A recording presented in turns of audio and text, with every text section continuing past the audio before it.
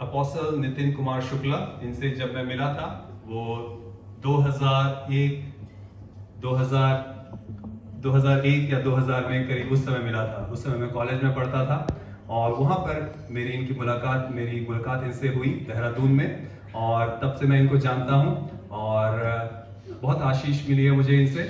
और मैं रिक्वेस्ट करूंगा ये भी अपने बारे में थोड़ा इंट्रोड्यूस करें, अपने बारे में बताएं, और मैं दुआ करता हूं कि आज के इस वचन के द्वारा आप सभी बहुत ऐसे आशीष पाएंगे। आइए हम लोग एक बार ताली बजा के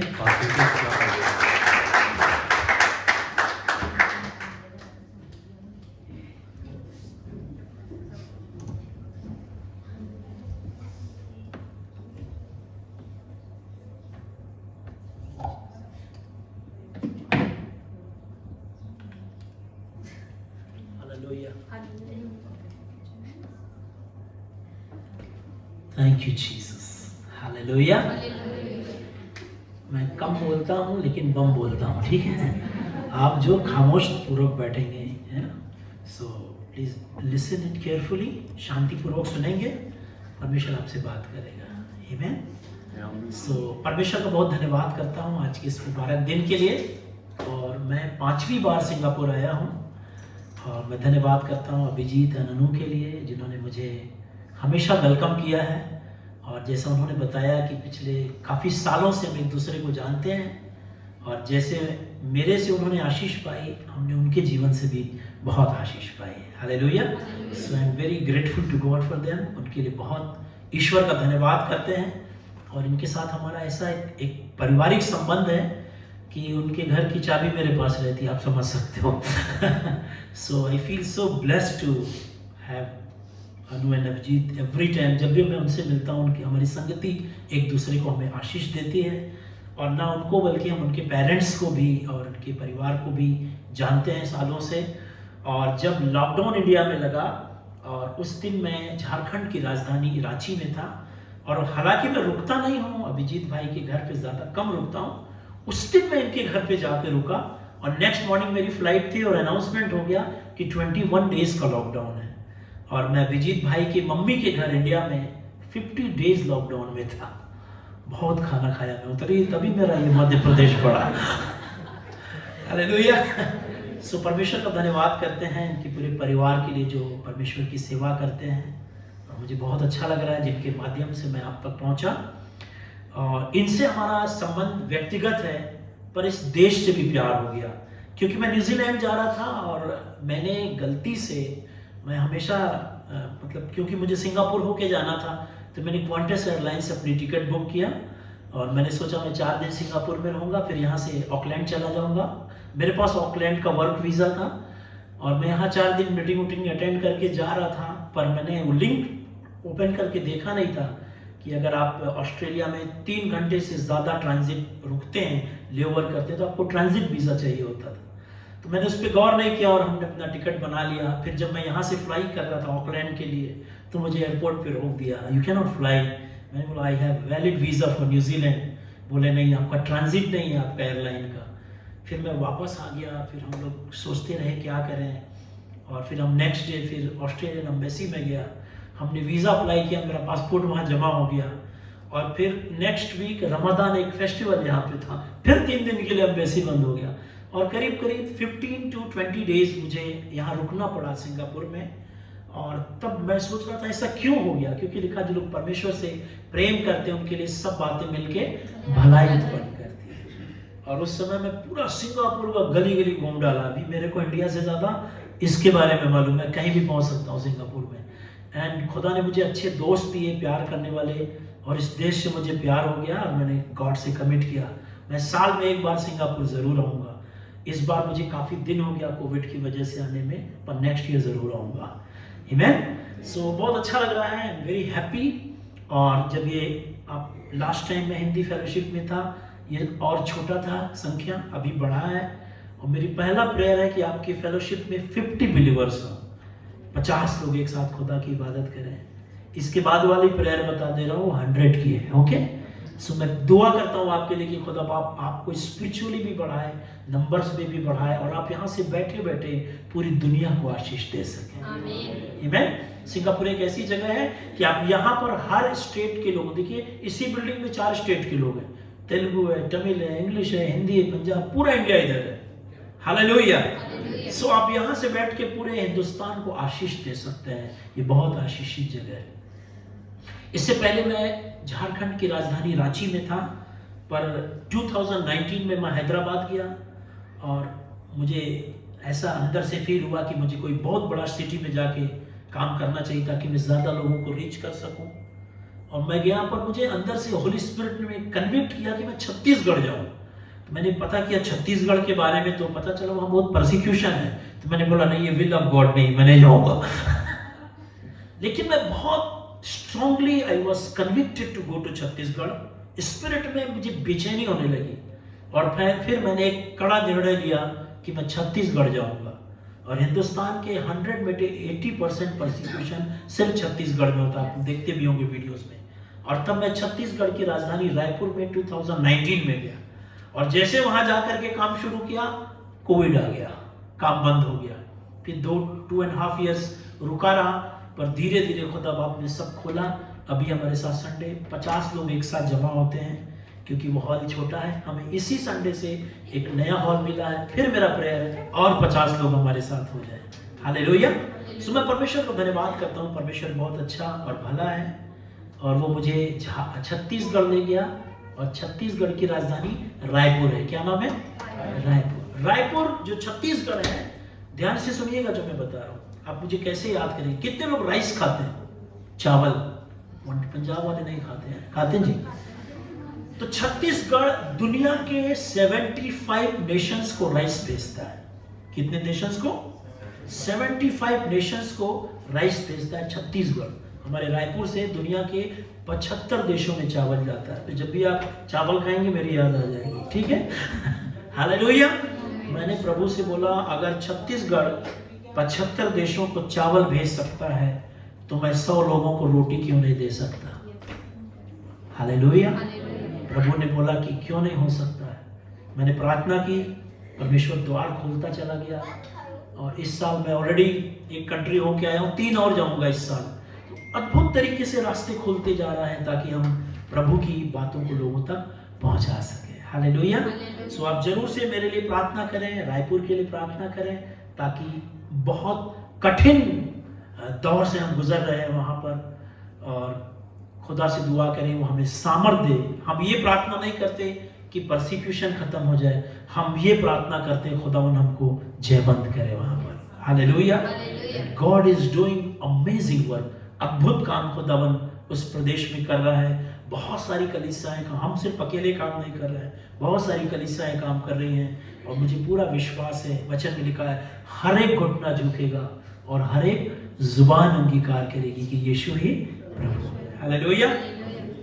सो बहुत अच्छा लग रहा है। आज वर्शिप में बहुत मजा आ रहा था, और दिल कर रहा था ये वर्शिप बंद ना हो, पर जमीन पे बंद करना पड़ेगा, क्योंकि आसमान में ये बंद होने वाला नहीं। I love to worship God. मुझे बहुत मजा आता है वर्शिप करने में, और जब हम वर्शिप करते हैं तो वो हमारा देना होता है खुदा को। हालेलुया। और मैं आपको सच बताऊं, आपको कुछ अपने परमेश्वर से मांगने की जरूरत ही नहीं है। You don't need to even ask कि खुदा ये दे दे, वो दे दे। हमारे मांगने से पहले जानता है हमारी जरूरत। सिर्फ उसका धन्यवाद करिए। Thank you Jesus, thank you Holi spirit. जब आप वर्शिप करते हैं तो आप कनेक्ट हो जाते हैं खुदा के साथ। जब आप किसी को पैसा देते हैं, गिफ्ट्स देते हैं, तो आप मैन टू मैन हेल्प करते हैं। लेकिन जब आप थैंक यू जीसस बोलते हैं तो डायरेक्ट कहाँ जाता है? खुदा के पास जाता है। ये डायरेक्ट मिनिस्ट्री है। हालेलुया। तो जब भी मौका मिले खूब धन्यवाद करिए, खूब सिताइश करिए, और खूब बड़ाई करिए। परमेश्वर आपको आशीष देता चला जाएगा। हालेलुया। वचन में लिखा, यहूदा परमेश्वर का मन भाव पौधा है। यहूदा का मतलब होता है प्रेज। जब आप स्तुति करेंगे, आप सबसे फेवरेट बन जाएंगे खुदा का, और खुदा आपके लिए आसमान से जमीन पर उतर जाएगा। हालेलुया। सो मुझे बहुत अच्छा लग रहा है, मजा आ रहा है वर्शिप करने में, कलाम शेयर करने में। और जब मैं वर्ड्स बोल के जा रहा हूँ कि मुझे 50 लोग दिखाई दे रहे हैं, हालांकि 2 या 3 में खुदा आ जाता है, उसको 50 लोगों की जरूरत नहीं। कोई बड़ा स्पीकर नहीं कि 50 आएंगे दबाएंगे। He is a God. लेकिन खुदा बाप चाहता है जैसे हम आशीष पा रहे हैं वैसे और लोग भी आशीष पाए। आमीन। सो आप किसी चीज के लिए चिंता ना करें, परेशान ना करें, सब कुछ खुदा के नियंत्रण में है। हालेलुया। आप ये मत सोचिए हम फॉरेन कंट्री में मेरा क्या होगा। God is there to help you. परमेश्वर आपकी सहायता करेगा। मैं दुनिया के बहुत सारे देशों में गया हूँ और बहुत बहुत चैलेंजेस को मैंने फेस किया है। मैं आपको बताना मांगता हूँ God is a faithful God. Hallelujah. एक छोटा सा वचन, घड़ी सामने है ना, ठीक है, मैं प्रीचिंग के समय सिर्फ घड़ी नहीं देखता, बाकी सब देखता हूँ। Okay, hallelujah. एक छोटा सा पद निकाल के पढ़ेंगे, साम्स 101 एंड वर्स 6, 101 वचन सीखता और उसके 6 पद को निकाल के पढ़ेंगे जहां पर इस तरीके से लिखा है, Psalms 101 chapter and verse 6। Listen to thee. कोई भी मेरे लिए पढ़ देंगे बुलंद आवाज से, पंजाबी में, हिंदी में, इंग्लिश में, उर्दू में, तमिल, मलयालम, कन्नड़ा, किसी में पढ़िए, वही वर्स होगी। मेरी आंखें देश के विश्वासशील लोगों पर लगी रही। यहाँ पे लिखा है कि मेरी आंखें, परमेश्वर क्या कह रहा है, मेरी आंखें देश के विश्वास योग्य लोगों के ऊपर लगी रहेगी। मालूम है क्यों? क्योंकि वो मेरे क्या रहे, साथ रहे। देश के विश्वास योग्य लोगों के ऊपर परमेश्वर की आंखें इसलिए लगी रहेंगी ताकि वो लोग परमेश्वर के साथ रहे। और दाऊद बोलता है, तेरे साथ रहते हुए मुझे कुछ भी नहीं चाहिए। हालेलुया। अगर आप विश्वास योग्य हैं तो परमेश्वर की आंखें आपके ऊपर लगी हुई हैं। वो आपको देख रहा है, वो आपकी सुरक्षा करेगा, वो आपकी मदद करेगा, वो आपको ताकत देगा, आपको हिम्मत देगा, आपको वचन देगा, अपना कलाम देगा और वो अपने साथ आपको रखेगा। और जब आप उसके साथ हैं तो आपको किसी चीज की कोई घटी और कमी नहीं होगी। Is a faithful God. विश्वास योग्य परमेश्वर है। मैं चाहूंगा लूका रचित सुसमाचार उसका 4 अध्याय और उसके 25 पद को निकालें और मैं खुद आपके लिए पढ़ दे रहा हूं। यहां पर इस तरीके से लिखा है, Saint Luke gospel chapter 4 and verse 25। लूका रचित सुसमाचार, लूक चैप्टर 4 एंड वर्स 25। यहां पर कुछ इस तरीके से लिखा है, निकाल करके पढ़ेंगे। हाँ, यहां पर मैं पढ़ दे रहा हूं आपके लिए। लिखा है, मैं तुमसे सच सच कहता हूं कि एलिया के दिनों में जब 3.5 वर्ष तक अकाल बंद रहा, यहां तक कि सारे देश में बड़ा अकाल था, तो देखो इजराइल में बहुत सी विधवाएं थी। कितनी विधवाएं थी? बहुत सी विधवाएं थी। कितने दिन तक अकाल था? 3.5 साल तक था। किसी के पास खाना नहीं था, पीना नहीं था, चीजें नहीं थी, पर वचन कह रहा है 3.5 साल तक अकाल था।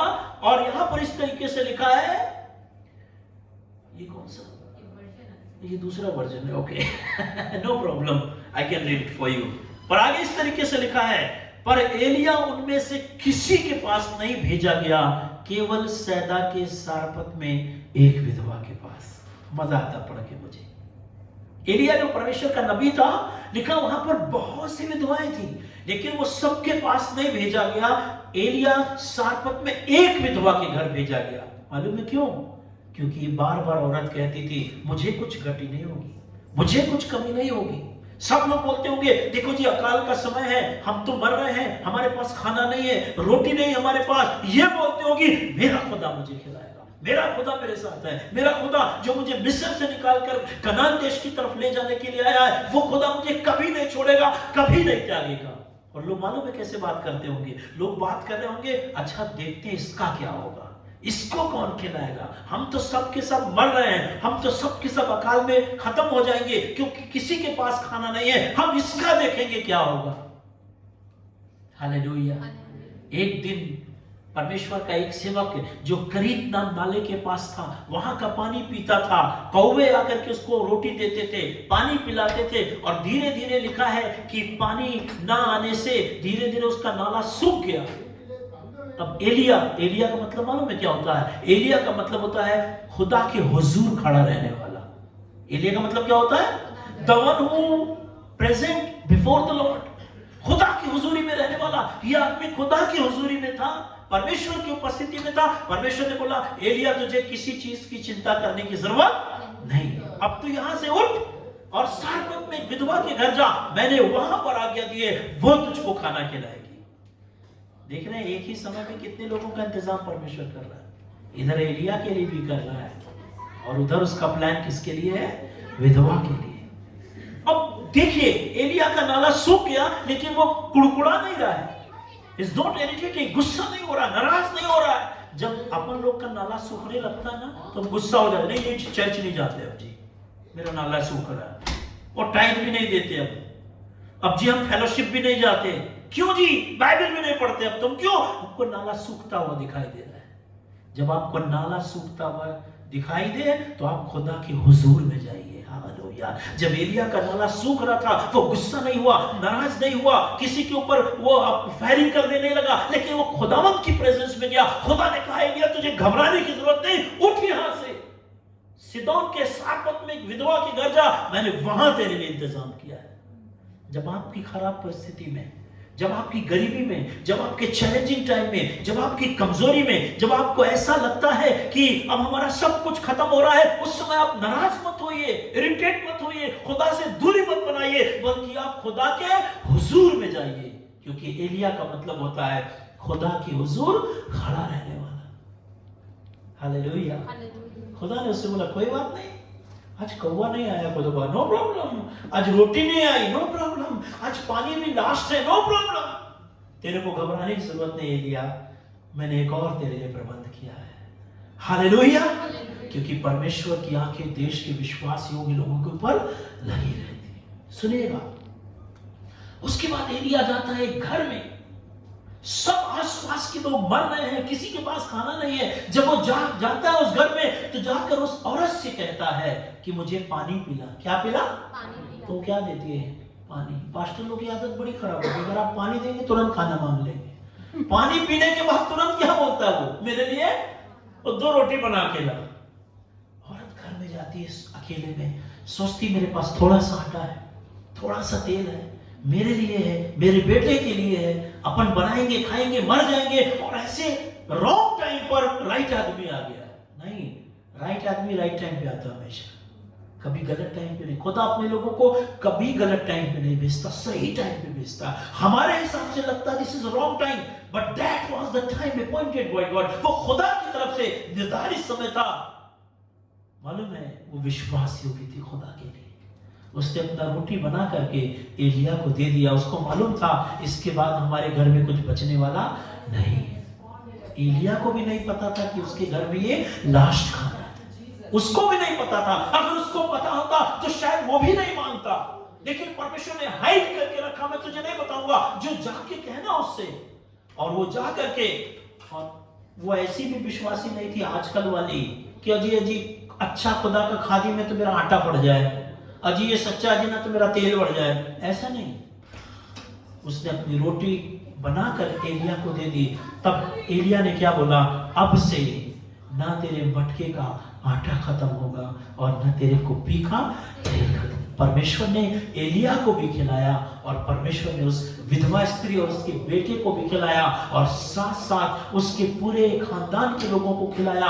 और जो लोग सोचते थे एक दिन हम देखेंगे इसका क्या होगा, ये कहां से खाएगी, मैं आपको बताना मांगता हूं वही परिवार लोगों के लिए आशीष का कारण बना। क्योंकि वचन में लिखा है परमेश्वर की आंखें देश के विश्वास योग्य लोगों के ऊपर लगी रहती हैं। पहला शमूएल 16:7 में लिखा है कि मनुष्य तो बाहर के रूप को देखता है, लेकिन परमेश्वर की आंखें मनुष्य के हृदय में लगी रहती है। He sees your heart.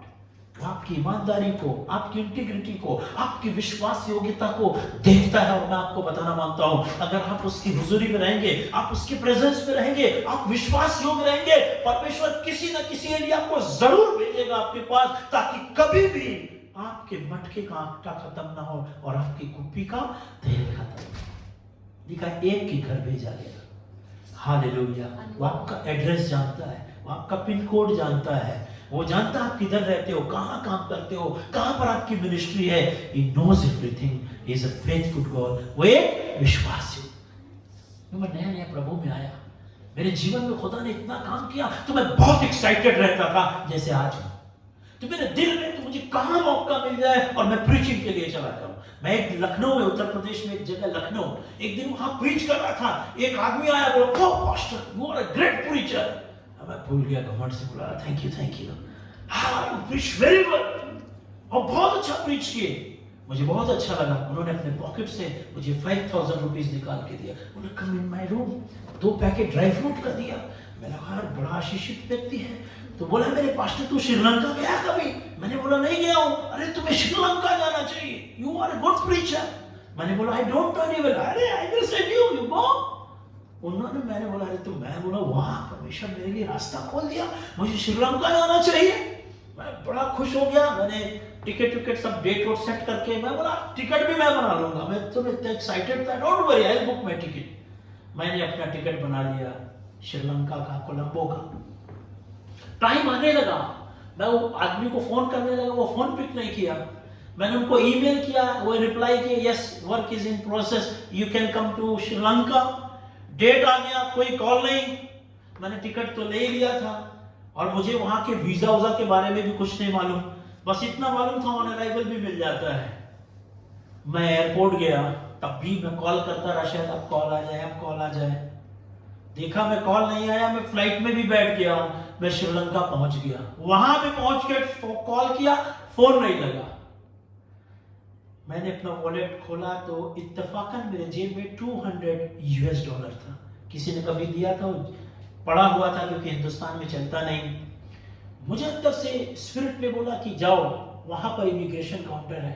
मैं गया, मैंने बोला आई नीड वीजा, या you can get it, you have to pay only $10। मैं गया, मैंने वीजा ऑन अराइवल लिया, वीजा लेके मैं बाहर आ गया, सामान लिया। अब मैं किसी को नहीं जानता श्रीलंका में। मैं सोचने लगा खुदा मैं क्या करूं, मैं तो फंस गया यहाँ पे। सिर्फ $200 थे मेरे पास वो। फिर मैं बाहर जाके $100 को कन्वर्ट किया, उसमें 22,000 रुपए मुझे मिले श्रीलंकन रुपीस में। 22 चल रहा था। मैं वहां से एक टैक्सी किया, मैंने बोला I have to go to hotel. बोला कौन सा होटल? मैंने एनी होटल।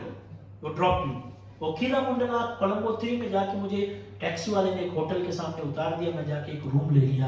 फ्राइडे था, मैं बहुत सोच विचार किया, खोजा कहां होगा मेरा दोस्त। मुझे फिर मंडे को वापस लौटना है, कोई पता नहीं चला उसका। शनिवार के दिन मैं उठा, मैंने टीवी ऑन किया तो टीवी में एक प्रीचर प्रीच कर रहा था और वो बोल रहा था everything in the plan of God, everything in plan of God. मैंने बोला ये प्लान ऑफ गॉड थोड़ी है जिधर मैं फंस गया आके।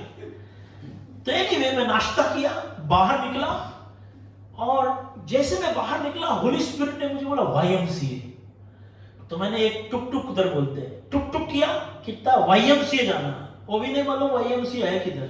वो मेरे जाके YMCA में छोड़ दिया।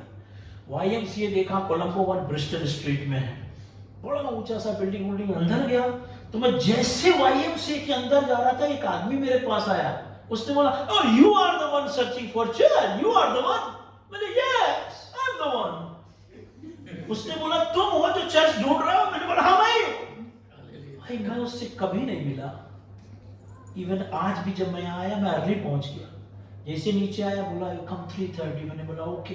मैं बोला अभी आधे घंटे किधर जाऊंगा। नीचे एक आदमी आया, बोला you have come to church. बोला यस। मुझे बाहर चाय मिला के लाया फ्री में, मैं जानता भी नहीं उसको। Really I am telling you today only. हाँ मिलाया ना मैं आपसे। You still come brother, have tea with me. खाना चाय बोली phone, no no no okay. We want to go to you are looking for a church. Yes.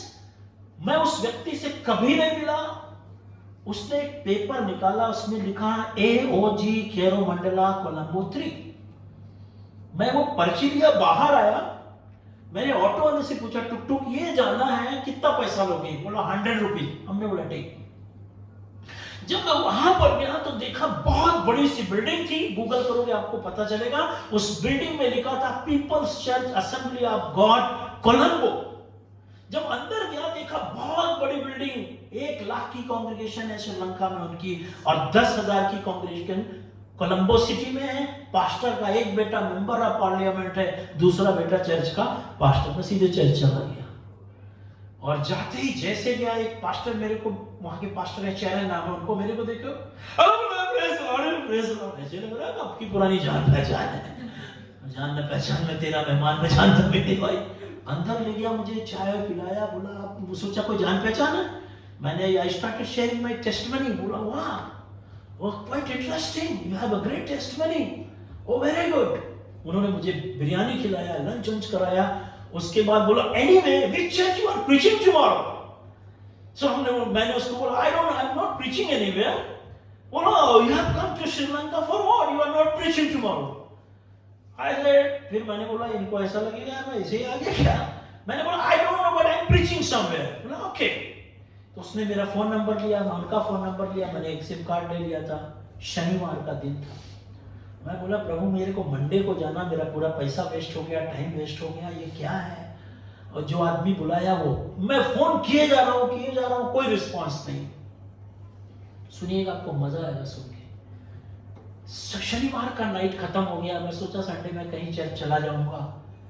शनिवार की रात को 12 बजे मेरे पास वो पास्टर कॉल किए, हे पास्टर यू आर स्लीपिंग। हमने बोला नो आई एम ट्राइंग। बोला कि आज मेरा एक दोस्त मेरे को फोन किया, he is pastor, he is also one of AOG pastor and he is about 40 kilometre from this place and he is telling me that I am not getting any word from the God. मैं खुदा से मुझे वचन नहीं मिल रहा है कि मैं अपने चर्च में क्या प्रीच करूंगा। तो मैंने बोला okay then how can I help you. बोला कि can you preach tomorrow in his church. Hallelujah. मैंने बोला यस आई कैन। बोला if you are okay then I will come and pick you tomorrow morning 6 o'clock। मेरे तो खुशी का ठिकाना नहीं रहा, मैं 5 ही बजे से तैयार हो गया। मैंने कोई भी इसमें गैप नहीं देना भाई। प्रोएक्टिव इसी को बोलते ना। हालेलुया।